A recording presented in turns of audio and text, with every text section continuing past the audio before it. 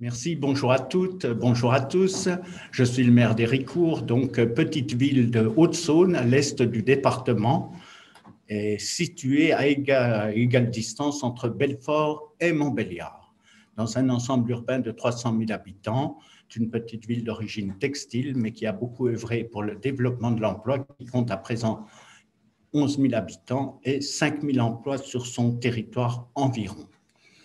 Donc l'enjeu, le dossier qui vous est présenté, le projet qui est en partie déjà réalisé, concerne l'aménagement d'un parc écologique en centre-ville, dans le milieu urbain.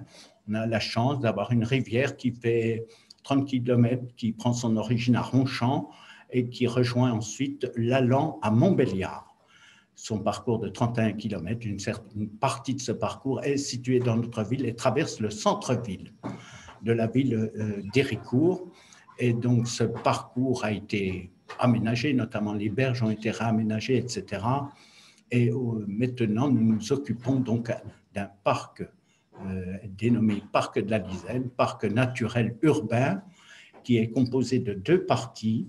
Une partie d'espace de jeu dans une plaine humide et une partie de conservation de la biodiversité, pour lequel nous avons répondu à un appel à projet régional, lancé donc par la région Bourgogne-Franche-Comté. On n'a pas l'issue encore de ce projet, mais de toute manière, quelle que soit la décision de la région Bourgogne-Franche-Comté par rapport à cette deuxième phase de ce projet, nous entendons le mener pour faire de la biodiversité en ville. Ce parc urbain s'insère dans un milieu urbanisé, donc en bordure du lit de la rivière, entre des espaces industriels à proximité immédiate du centre-ville. On est à 200 mètres, 300 mètres du centre-ville, de la mairie d'Héricourt d'où je vous parle, et c'est un ensemble de 11 hectares environ. Donc c'est une chance exceptionnelle que d'avoir un site qui est une ancienne friche finalement. Autrefois, c'était des pâturages. Il y a une trentaine d'années, nous avions installé un stade synthétique qui est de moins en moins usité. Et donc, en bordure de ce stade que vous voyez au centre de la photo, donc est aménagé maintenant un parc urbain de 2 hectares, un parc écologique naturel avec des espaces de jeux, des jeux virtuels, des espaces de musculation, de jeux de plein air destinés aux familles et aux ados et aux enfants pour des promenades urbaines. Voilà, c'est réaménagé. Il y a une piste cyclable centrale dans cet espace, mais ce n'est pas ce projet que je vous présente ce matin. Et nous allons l'ouvrir, d'ailleurs, cet espace demain, samedi 17 octobre, et dans une visite promenade au cœur de ce parc de 2 hectares. Et l'idée de ce projet de biodiversité, c'est d'y adjoindre un élément de protection de la plaine humide, de la zone humide adjacente, qui fait 8 hectares environ, adossé à l'arrière d'un lycée polyvalent de 600 élèves, et puis inséré, comme je le disais tout à l'heure, dans un milieu urbain. Or, pour l'instant, c'est un espace végétal. Il y a une prairie qui fait l'objet de 2 fauches annuelles. En centrale, je ne sais pas quelle est sa capacité exacte, de l'ordre de 2 ou 3 hectares. Et puis des espaces boisés qui ont tendance à envahir le paysage et à le fermer.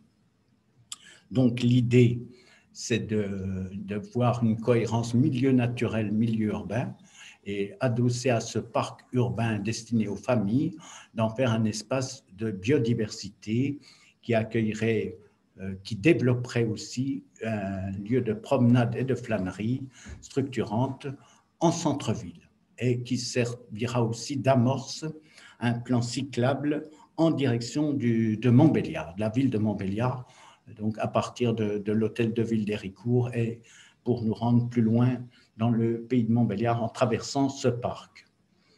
La zone de biodiversité donc comprendrait une protection pour mettre en valeur les intérêts de la faune présente et de la faune d'une prairie humide. Et puis celle-ci est, comme je l'indiquais tout à l'heure, en train de refermer les espaces par un envahissement de saules, etc., et de d'espèces qui méritent d'être contenues. Donc, l'objectif sera également d'aménager, de réouvrir cet espace sur des milieux naturels en détruisant une partie de la sauleraie et en maintenant la prairie de fauche en place. Si les cheminements rendent cet espace traversant, la volonté agroécologique au milieu de cœur de ville reste entière. Il s'agit bien d'en faire un espace écologique de cœur de ville, d'y valoriser la biodiversité, de l'encourager. C'est une plaine inondable, comme nous l'avons vu tout à l'heure à Mutterholz, dans la vidéo présentée. De part et d'autre de la ville, évidemment, il y a des plaines inondables, mais qui ont plutôt un usage agricole de prairies permanentes, soit de pâturage. Et là, nous sommes en cœur de ville, sur un espace quand même important, 8 hectares, 12 si on y prend, 11 si on y comprend le parc urbain proprement dit. Et au-delà de la seule préservation du patrimoine et du milieu naturel, une volonté pédagogique affirmée. Il y a une maison des énergies, régionale des énergies aux abords de ce parc. Elle pourra aussi permettre des animations scolaires pour la faune présente sur cet espace. Le cheminement du parc urbain s'étendra sur l'ensemble des 10 hectares, mais en le préservant. Ce sera un platelage léger, donc l'aménagement sera sobre de cet espace. Il ne s'agit pas d'un projet pharaonique, on le chiffre entre 150 et 300 000 euros, alors que le parc proprement dit a fait l'objet d'un aménagement plus lourd de l'ordre d'1 million d'euros. C'est un bel exemple de réappropriation d'un espace naturel en centre-ville. Il est très important qu'une ville de 10 000 habitants puisse avoir un espace ludique, en son sens ludique et écologique, consacré à la biodiversité et à sa préservation. Et donc, on préserve par là même une zone humide. C'est vrai que la nappe phréatique affleure, c'est la nappe phréatique de la Lisène, c'est pas la nappe de la plaine rhénane, mais évidemment, c'est une nappe intéressante et elle affleure par endroits et ressort sur une partie de l'espace. Il s'agira également de recréer un fossé qui a peu à peu disparu sous les foudres de l'urbanisation.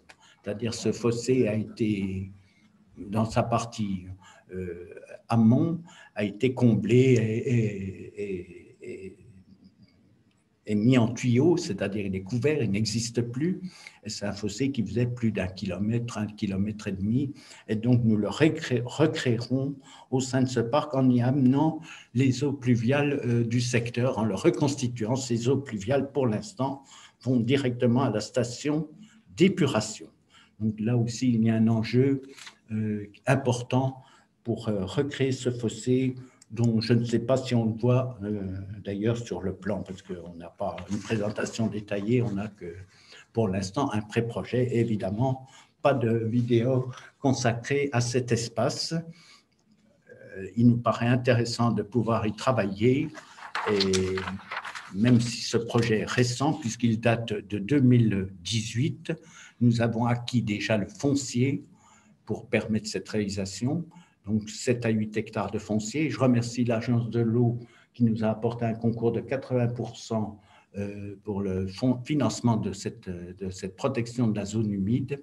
Et puis, on va continuer le dialogue avec eux pour revoir dans quelles conditions pourrait être recréé ce fossé et dans quelles conditions cet espace pourra être valorisé. On en est à ce stade, à un stade d'avant-projet, d'appel à projet tel qu'il a été présenté à la région de Franche-Comté. Et bien entendu, je suis à la disposition des conférenciers pour répondre à vos questions. Merci de votre attention.